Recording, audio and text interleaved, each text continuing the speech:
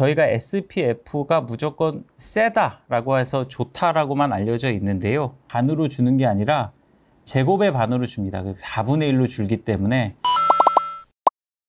안녕하십니까. 저는 중앙대학교 광명병원 피부과에서 근무하는 유광우라고 합니다. 굉장히 유명한 사진인데요. 이 사람은 69세 미국 남자분이신데 직업은 25년간 트럭 운전을 하셨다고 하고 있습니다. 근데 이렇게 왼쪽에만 보시면 심하게 피부 노화가 진행된 걸 보일 수 있는데요. 이는 아마 운전을 하다 보면 왼쪽에만 자외선을 많이 이렇게 노출되고 자외선으로 인한 광노화의 무서운 결과를 보여주는 사진이고요. 먼저 자외선 A부터 보시면 지표면에 도달하는 자외선 중에 양이 가장 많은 것으로 알려져 있습니다. 그러나 양은 많지만 피부에 자극하는 파워는 약합니다. 피부를 빨갛게 변색하는 작용, 즉 홍반 작용이라고 하는데 자외선 B에 비해서 1000배나 약합니다. 자외선 양은 많고 파워는 약하지만 파장이 길기 때문에 자외선 중에 피부에 깊이 침투하는 능력이 있습니다. 일반적으로 색소 침착과 광노화 같은 거와 연관되어 있는 자외선이 바로 자외선 A입니다. 자외선 B는 중파장 자외선인데요.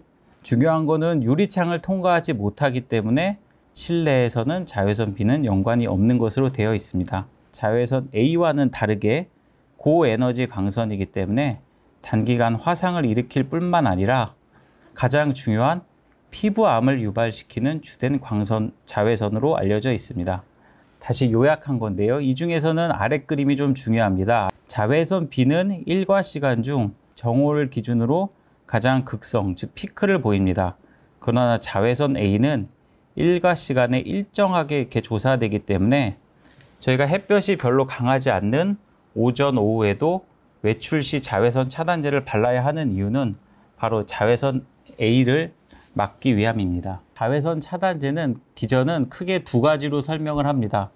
첫 번째는 아예 흡수를 못하게끔 막는 반사가 있습니다. 그래서 이건 물리적 자외선 차단제라고 하고요. 또 하나는 화학적 자외선 차단제가 있는데 이는 자외선을 흡수한 다음에 화학 성분을 통해 열로 전환시키는 겁니다. 그러면 화학적 차단제의 장점은 무엇이 있느냐면 바로 도포 시에 그 백탁 현상이라고 해서 하얗게 뜨는 현상이 없습니다. 그러나 PA, 또는 벤존 이런 성분들이 민감한 분들한테는 알레르기 유발할 가능성이 굉장히 높은 것으로 알려져 있습니다. 물리적 차단제는 아예 빛을 들어오지 못하게 반사시켜주는 건데요. 그렇기 때문에 차단 효과가 굉장히 우수합니다. 여기 아래쪽 표를 보시면 대표적인 물리적 차단제 성분은 티타늄과 징크인데요. 티타늄과 징크는 UVB와 UVA를 모두 반사시키고 차단시키는 것으로 알려져 있습니다.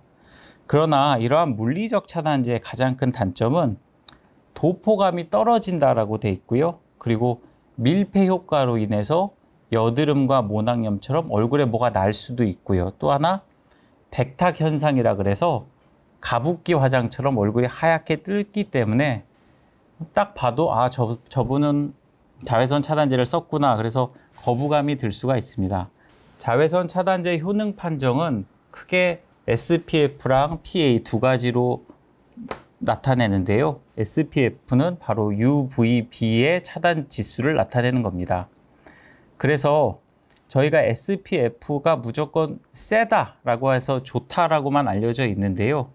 실제로는 30만 넘어도 하이 SPF라고 구분을 하고 12에서 30도 모더레이트 충분한 효과를 낼 수 있다라고 알려져 있습니다. 이 설명표가 굉장히 중요한데요.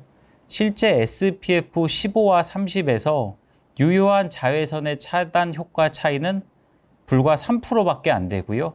SPF 30과 50에서 자외선 효과의 차이는 2%밖에 되지 않습니다. 따라서 우리가 일상생활에서 SPF 15만 돼도 자외선 차단에는 큰 무리가 없다라고 한 게 일반적인 정설인데요. 미국 FDA 권고사항을 보시면 SPF 15가 아니라 30이라고 이야기를 하고 있습니다.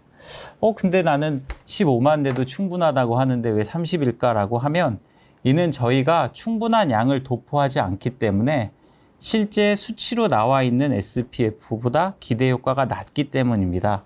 자외선 차단 효과 효능 판정에서 UVA는 PA로 표시를 하는데요. 원래 동양에서는 A1 파지티브, 2 파지티브, 3 파지티브였다가 최근에는 16 이상은 4 파지티브까지 표시하는 경우가 있고요. 마지막으로는 충분한 양의 사용이 중요한데요. 충분한 양을 도포한다는 것은 일광 노출 한 30분 전에 또는 매 2시간마다 도포를 하라고 합니다. 하지만 이는 실제 크게 와닿지는 않습니다. 그래서 얼마의 양을 쓰라라고 설명을 해드리냐면 이렇게 성인의 손가락에 한 만큼 이렇게 쭉 짭니다. 한 마디를 짜면 이는 보통 0.5g이고요. 이거는 성인의 자기 뺨에 이렇게 2번 정도 커버를 할 수 있을 정도입니다. 그래서 실제 한 번 얼굴 2번 커버할 때는 이렇게 한번 쭉 짜는 걸로 한 0.5g 정도 충분한 양을 써라. 이게 왜 충분한 양을 안 쓰면 어떻게 되느냐면 이 오른쪽 상단의 표를 보시면 양을 줄면 즉 4mg 말고 2mg을 쓰면 SPF의 차단 효과 지수는 반으로 주는 게 아니라 제곱의 반으로 줍니다. 4분의 1로 줄기 때문에 충분한 양을 쓰지 못하면 효과의 4분의 1밖에 안 된다라고 알고 계시면 됩니다.